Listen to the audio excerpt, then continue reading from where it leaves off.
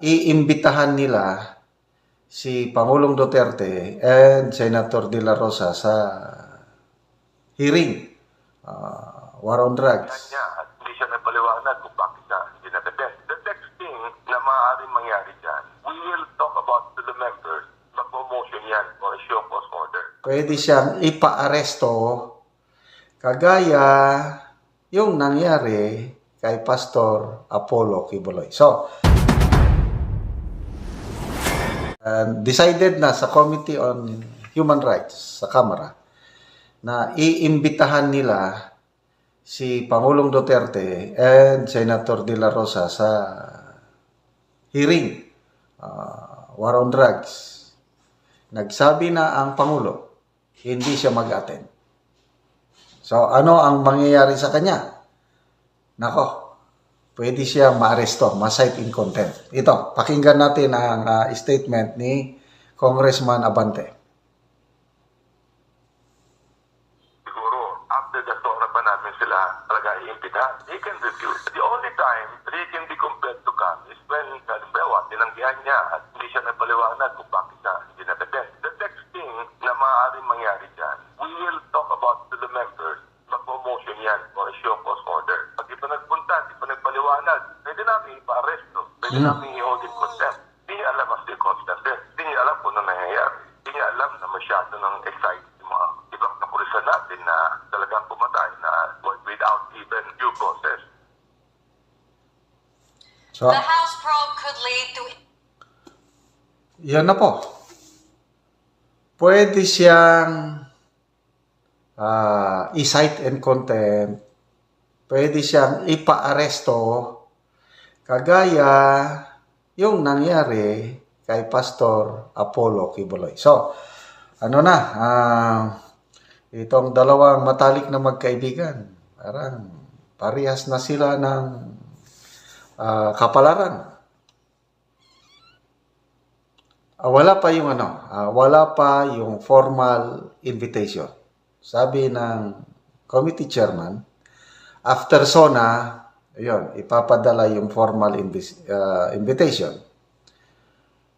Si Senator Bato, meron na siyang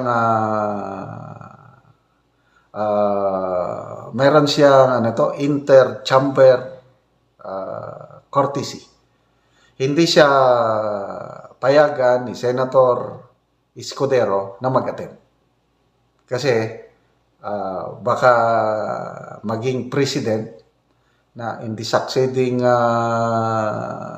months to come, basta-basta na lang ipatawag ng mga congressman ang mga senador. So, hindi pwede yon. Hindi pa nangyari na ang isang chamber nagpatawag ng lawmaker sa kapwa nila chamber at wala pa akong yun. So, hindi mag-attend si Senator Bato dahil meron yung inter-chamber courtesy. Si PRRD, civilian na siya ngayon. Civilian na siya. Wala na siyang immunity na tinatawag. At pwede, pag nag-decide ang committee na i-cite in contempt, kagaya kay Pastor Quiboloy, hindi pa rin mag-attend. Nako, arrest order na yan. Nako, ano kaya ang mangyayari? Kung mag-attend naman siya, ano bang mangyayari sa kanya kung mag-attend siya? Baka mapahiya lang.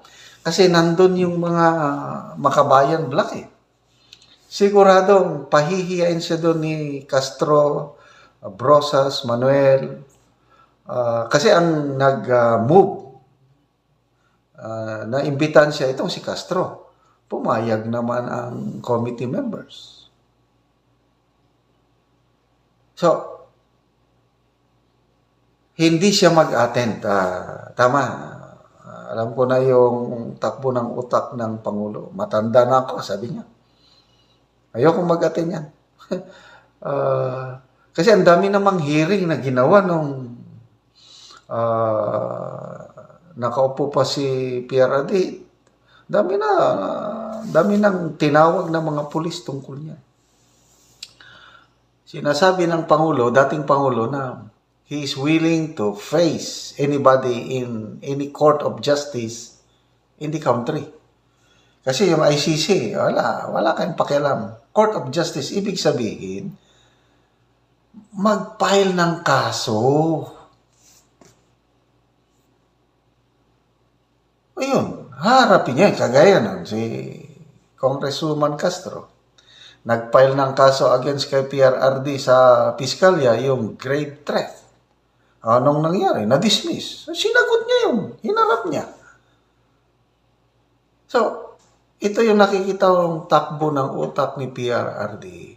Kung may kasalanan ako, bring it on. Sampahan nyo ng kaso. Hindi, kasi ito, in aid of what? Legislation or in aid of persecution, in aid of election, something like that. Papahiyain lang nila si PRRD, kaya talagang patigasan ng ano ito. Patigasan ng ihi o patigasan ng ulo. Tingnan natin. Di mag-attend. Cite in contempt. Arrest. Nako. Pag nandyan na yung arrest, warrant, anong next option ni PRRD? Magtago o voluntaryo na magpa-aresto? Ang hirap naman ang kalagayan. Dating presidente, tapos yan na ngayon ang ano. So, kawawa ang dating Pangulo. Matutulad siya sa kanyang kaibigan. Kung magpakulong naman siya, mahihirapan lang siya, kailang pabor sa kanila. Kasi alam niyo naman yung ugaling Pilipino, yung underdog mentality. Kung sino ang kinakawawa, doon pupunta ang simpatya ng taong bayan. Kaya baka ganon ang style ni PRRD na, sige, ikulong niya ko. Ikulong nila sa kamara. Nako, ang hirap atang makulong doon. Sabi ni Agent Morales, Senado pala ito Senado, napakaliit daw yung kulungan niya. Parang 4x4. Parang talagang maliit lang na yung parang bintana yan. Ganyan lang. Just enough na maipasok yung plato. So, makulong ng gano'n ang Pangulo, ang hirap naman. Anyway, tingnan natin. But politically speaking, mas marami ang magsisimpatya, maawa sa kanya at pabor sa kanila. So, kung na to, talagang battle of baka may anong nangyari yung kay Eric at Dr. Badoy. Nakatikim sila ng petition ng mga PMAyer General, PMAyers. In less than one day, ang daming pumirma.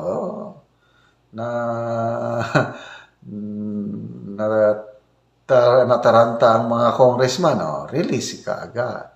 So, dito kay PRRD, I don't know what will happen. But ito, parte na ito ng politika.